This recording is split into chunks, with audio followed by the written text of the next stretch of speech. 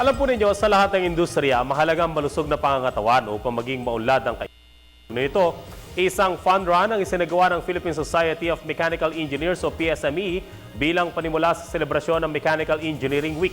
Ang report mula kay Benz Bondok. Kasabay ng pagdiriwang ng Mechanical Engineering Week, isang fun run ang isinagawa sa pangunguna ng Philippine Society of Mechanical Engineers sa UP Diliman Oval sa lungsod Quezon.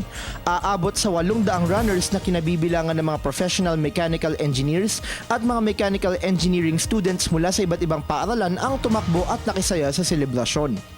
Layunin ng fun run na ipaalala sa mga miyembro ng PSME na upang mas mapaunlad ang kakayahan, una munang dapat taglayin ang isang malusog na pangangatawan. Isa lamang ang fun run sa mga aktibidad na bahagi ng pagdiriwang ng Mechanical Engineering Week sa taong ito na may temang Harnessing Members Initiatives, a Key to Global Competitiveness.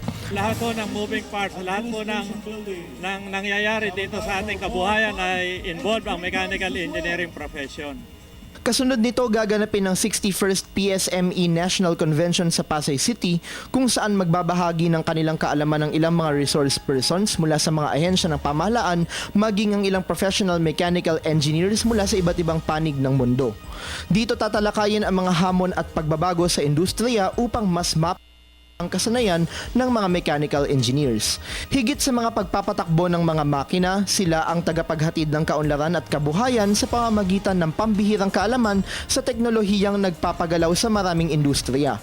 Tunay nga, hindi matatawaran ang kontribusyong ito ng mga mechanical engineers sa ating bansa. Sa agrikultura, ang mga makinarya po natin ay mga gawa at innovated by mechanical engineers. Ang future exploration natin sa oil and gas, malakas po ang involvement ng mechanical engineers dyan. Sa space exploration, ganun din po.